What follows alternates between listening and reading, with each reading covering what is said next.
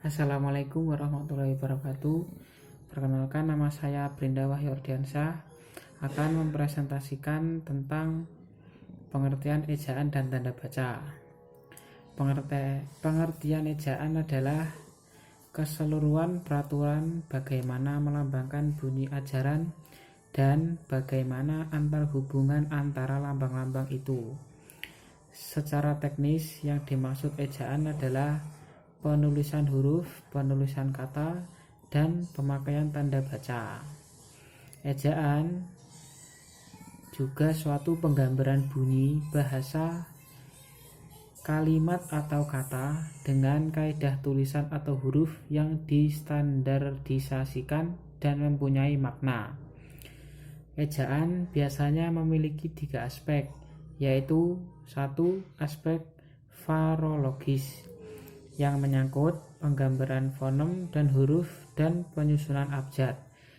Yang kedua, aspek morfologis yang menyangkut penggambaran satuan-satuan morfologis.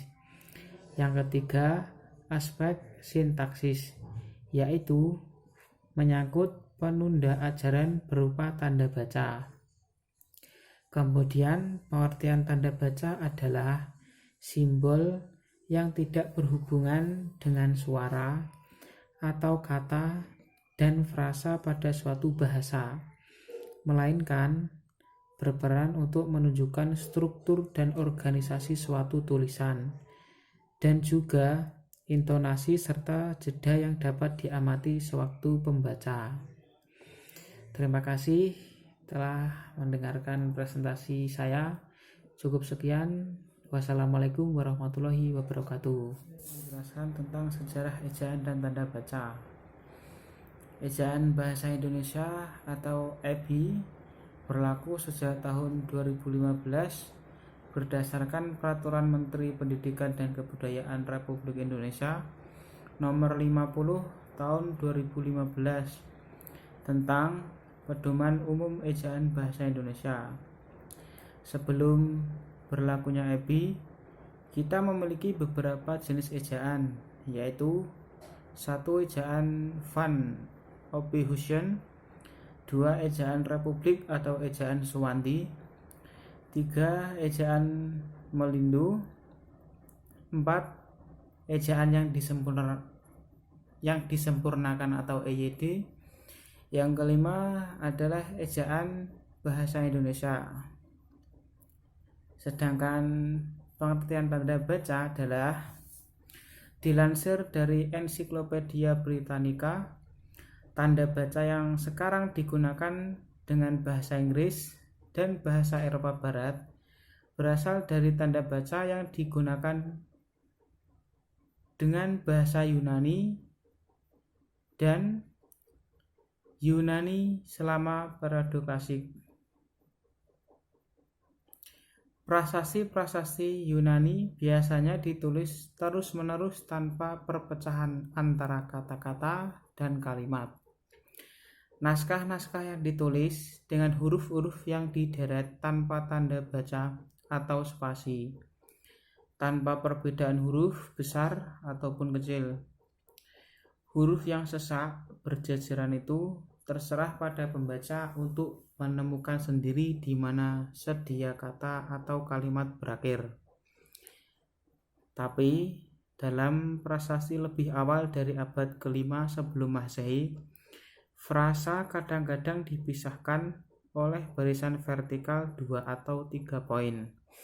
Nah, dari sejak inilah dikenal adanya tanda baca. Ya, untuk selanjutnya saya akan menjelaskan fungsi ejaan dan penggunaan tanda baca. Jadi fungsi ejaan yang utama itu untuk menunjang pembakuan tata bahasa Indonesia, baik yang berkaitan dengan kosakata maupun yang berkaitan dengan peristilahan.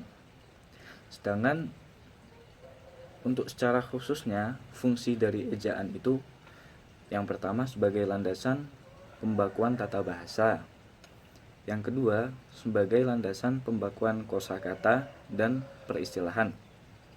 Nah, yang ketiga itu sebagai alat penyaring masuknya unsur-unsur bahasa asing atau kata-kata serapan yang masuk ke bahasa Indonesia. Sedangkan untuk tanda baca sendiri, fungsi utamanya adalah untuk menunjukkan struktur dan tata kata suatu tulisan.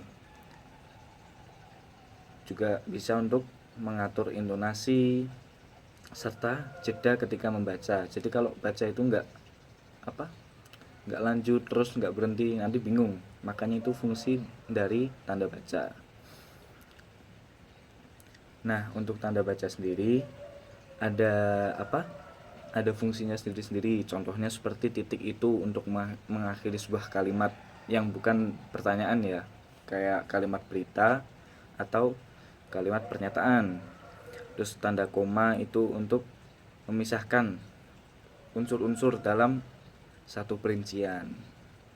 Terus untuk titik koma memisahkan bagian kalimat yang sejenis atau setara.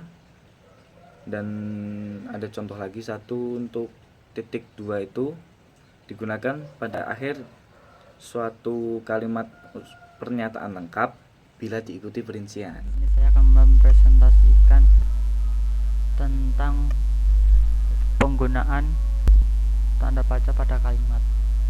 Saya akan mengambil contoh tanda baca titik. Tanda baca titik ini digunakan untuk mengakhiri kalimat yang bukan berupa kalimat tanya atau kalimat seruan. Contohnya, Tony dan Danu adalah saudara. Titik. Jadi, kesimpulannya, bagaimanapun juga penggunaan tanda baca yang baik dan benar sangat penting dalam menulis artikel. Bayangkan jika kita membaca 10 paragraf tanpa titik atau koma, akan sangat membingungkan, bukan? Apalagi ketika kita hanya bisa mendengar dan dibacakan. Tidak hanya untuk mendukung keterbacaan, penggunaan tanda baca yang benar sangat berpengaruh terhadap kualitas tipografi artikel tersebut. Beberapa contoh tanda baca yang sering digunakan tetapi tidak umum seperti titik, koma, tanda seru, dan tanda tanya. Memang cukup merepotkan jika kita mengimplementasikan pada tiap artikel, tetapi itulah seni dalam tipografi. Tidak ada salahnya berusaha tampil sempurna dalam artian kita menggunakan kaidah-kaidah penulisan secara benar. Sekian presentasi dari kelompok kami. Wassalamualaikum warahmatullahi wabarakatuh.